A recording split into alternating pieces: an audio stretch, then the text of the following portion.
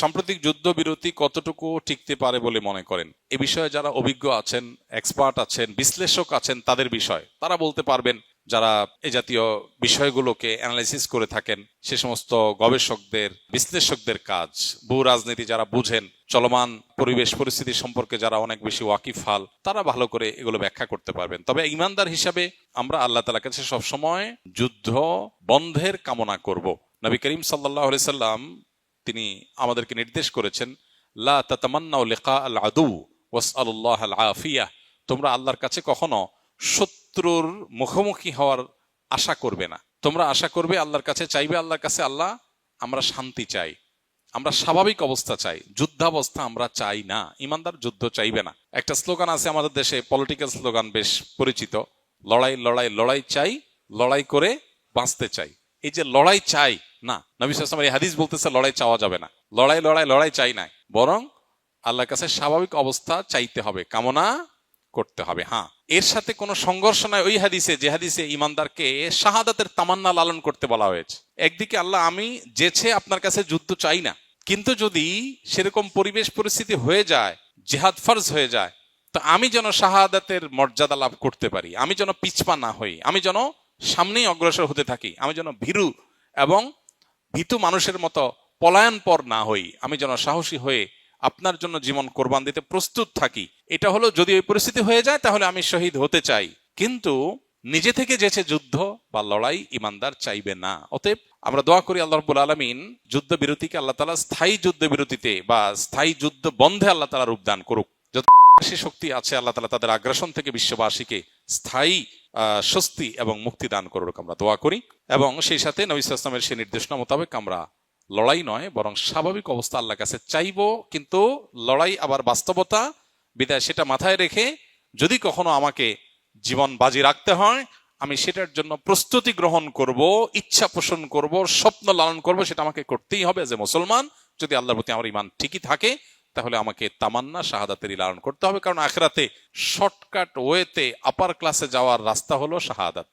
বিধায় সেটা আল্লাহর কাছে আমাদের তামান্না থাকতে হবে। আল্লাহ আমাদেরকে সেটা তৌফিক দান করুন, সেই সৌভাগ্য আল্লাহ তাআলা আমাদের সবাইকে নসিব করুন। আলী রাদিয়াল্লাহু তাআলা আনহু তার ছেলেকে নসিহা করেছিলেন যে, তুমি কোন শত্রুকে ডেকে লড়াইয়ের জন্য আনবা না, কিন্তু কেউ তোমাকে যদি ডেকে বের করে তাহলে পিছপাও হবা না। তাহলে এখানে অত্যন্ত চমৎকার সমন্বয় আমরা দেখতে পাই। আবার দোয়া করি আল্লাহ রাব্বুল আলামিন বিশ্বের এই যত রকমের অশান্তি আছে এগুলো দূর করে আল্লাহ তাআলা বিশ্ববাসীকে পরিপূর্ণ এবং স্থায়ী শান্তির পথে পরিচালিত হওয়ার তৌফিক দান করুন। অতিরিক্ত হতাশা, একাকিত্ব এবং দুশ্চিন্তা থেকে মুক্তির জন্য কোরআন ও সুন্নাহর আলোকে কি ধরনের মানসিক ও আমলগত প্রস্তুতি নেওয়া উচিত? হতাশা, একাকিত্ব, দুশ্চিন্তা এগুলো এখন আমাদের সমাজের একটা কমন বিষয়ে পরিণত হয়েছে। মজার বিষয় হলো, এ বিষয়ে যারা এক্সপার্ট আছেন, যারা সাইকোলজি নিয়ে কাজ করেন, তাদের অনেকের বক্তব্য হলো ডিপ্রেশন এটা বড় লোকের রোগ, এটা কোনো গরিবের রোগ না। গরিব মানুষ সাধারণত তার সময় কাটে না, ভালো লাগে না, দুশ্চিন্তা, ডিপ্রেশন আছে, এরকম গরিব মানুষের মধ্যে পাওয়া খুব একটা যায় না। তার হয়তো অসুখের কষ্ট আছে, অন্য কোনো পেরেশানি আছে, ধার দেনার পেরেশানি আছে, তার হয়তো রিজিক নিয়ে পেরেশানি আছে, কিন্তু কোনো কারণ ছাড়া ডিপ্রেশন, সময় কাটে না, ভালো লাগে না কিছু, একাকিত্ব, নিঃসঙ্গ, এই জাতীয় ডিপ্রেশন যেটা, এটা সাধারণত বড়লোকি রোগ। পৃথিবী যত উন্নতির দিকে অগ্রসর হচ্ছে, বাহ্যিক এবং খোলা চোখে যে উন্নতির দিকে আমরা এগিয়ে যাচ্ছি, এগুলোর সাইড এফেক্ট হিসাবে এমন অনেক বিষয় আছে যেগুলো আমাদেরকে ধ্বংসের অতল তলে নিয়ে যাচ্ছে। এর মধ্যে একটা হলো এটা, পৃথিবীতে যেই অঞ্চল, যেই এলাকার মানুষ যত বেশি উন্নত, যত বেশি অগ্রসর, তাদের ডিপ্রেশনের পরিমাণও তত বেশি, তাদের মধ্যে আত্মহত্যার প্রবণতা অনেক বেশি। ডিপ্রেশন সাধারণ মানুষ তো বটে, শিশুদেরকে পর্যন্ত ডিপ্রেশন পেয়ে বসছে। তো একজন ইমানদার, প্রথম কথা হলো তিনি সর্বাবস্থায় আল্লাহ রাব্বুল আলামিনের জিকির এবং স্মরণ নিজের মধ্যে জাগরুক রাখবেন। এটা হলো দুশ্চিন্তা মুক্তির সবচেয়ে বড় এবং প্রধান উপায়। আল্লাহ বলেছেন, আলা বিযিকরিল্লাহি তাতমাইন্নুল কুলুব। আল্লাহর জিকির এবং স্মরণ, এটা দিয়ে যদি কেউ সদা তার অন্তরকে জাগ্রত রাখে, আল্লাহর সাথে যদি কেউ কানেক্টেড থাকে সব সময়, তাহলে তার অন্তর প্রশান্ত থাকবে, স্থির থাকবে, ডিপ্রেশন তার অন্তরকে পাবে না। এখন আমরা সোশ্যাল মিডিয়া বলি, নেটের কানেকশন বলি, নানান যে আসক্তি এবং নানান কাজে যে আমাদের দিন এবং রাতের উল্লেখযোগ্য সময় আমরা সেদিকে দিয়ে থাকি, প্রচুর পরিমাণ ডোপামিন, আমরা সারাক্ষণ ডোপামিনের মধ্যে আমরা ডুবে থাকি।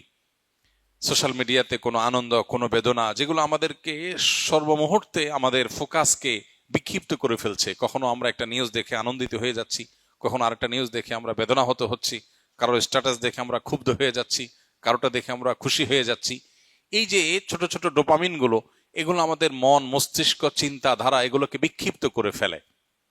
আমাদের ডিপ্রেশন বলি, দুশ্চিন্তা বলি, আমাদের ভালো লাগে না এই ভাব বলি, এটার অনেক বড় একটা কারণ হলো এই জায়গাটা। এর বিপরীতে একজন ইমানদার যখন আল্লাহকে স্মরণ করে, আল্লাহর স্মরণকে পরিপূর্ণভাবে নিজের মধ্যে জাগ্রত রাখে, সে ব্যক্তিকে আল্লাহ তাআলা অন্তরকে প্রশান্তি দিয়ে পরিপূর্ণ করে দেন। সাহাবা ইকরাম রিদওয়ানুল্লাহ আজমাইন, তারা ছিলেন সবচেয়ে বড় রোল মডেল এই আইটেমের। কারণ হলো তাদের আজকালকার জীবনে আমরা যতটা সুখ শান্তির উপকরণ পাই, এগুলোর কিছুই ছিল না। তাদের বাসায় খাবার ছিল না, নুন আনতে পান্তা ফুরাবার মতো অবস্থা ছিল আর্থিকভাবে। কিন্তু কোনো সাহাবীকে এরকম দেখা যায় নাই যে এসে নবী করিম সাল্লাল্লাহু আলাইহি সাল্লামের কাছে তার ডিপ্রেশন দূরের জন্য তার অনেক পেরেশানি করতে হয়েছে, অনেক পেরেশানি পোহাইতে হয়েছে। কারণ আল্লাহর স্মরণ দিয়ে তাদের অন্তর পরিপূর্ণ ছিল। এই জন্য আল্লাহর সাথে যদি কারোর অন্তরের কানেকশনটা সবসময় সে ধরে রাখে, 5 ওয়াক্ত নামাজ 5 বার কানেক্টেড হওয়ার উপায়, সকাল সন্ধ্যার দোয়া জিকির আরো 2 বার কানেক্টেড হওয়ার উপায়, ঘুমানোর সময় অনেকগুলো দোয়া জিকির, এগুলো আরো বিশেষ কানেকশনের উপায়।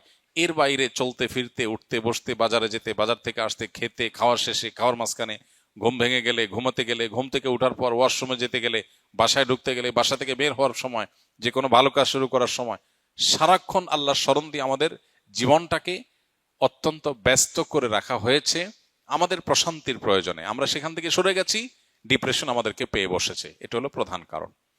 তাহলে আল্লাহর জিকির এবং স্মরণ এটা হলো সবচেয়ে বড় উপায়।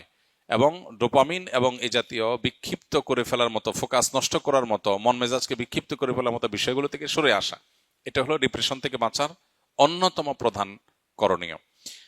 এরপরে যে করণীয় সেটা হলো নবী করিম সাল্লাল্লাহু আলাইহি সাল্লাম বেশ কিছু দোয়া তিনি সবসময় আল্লাহর কাছে নিবেদন করতেন। এর মধ্যে একটা হলো আল্লাহুম্মা ইন্নী আউযু বিকা মিনাল হাম্মি ওয়াল হাযান ওয়া আউযু বিকা মিনাল আজজি ওয়াল কাসাল। আল্লাহ, আপনার কাছে দুশ্চিন্তা এবং পেরেশানি থেকে পানাহ চাই, মুক্তি চাই। এই যে দোয়া নবীজি করেছেন, এই দোয়াটা বেশি বেশি করা যেতে পারে। আল্লাহুম্মা ইন্নী আউযু বিকা মিনাল হাম্মি ওয়াল হাযান। আল্লাহ, আপনার কাছ থেকে পেরেশানি এবং দুশ্চিন্তা থেকে আমি পানাহ চাই, মুক্তি চাই। একদম নবীজি সাল্লাল্লাহু আলাইহি ওয়াসাল্লামের ভাষায় আমরা এই দোয়াটা আল্লাহর কাছে বেশি বেশি নিবেদন করতে পারি।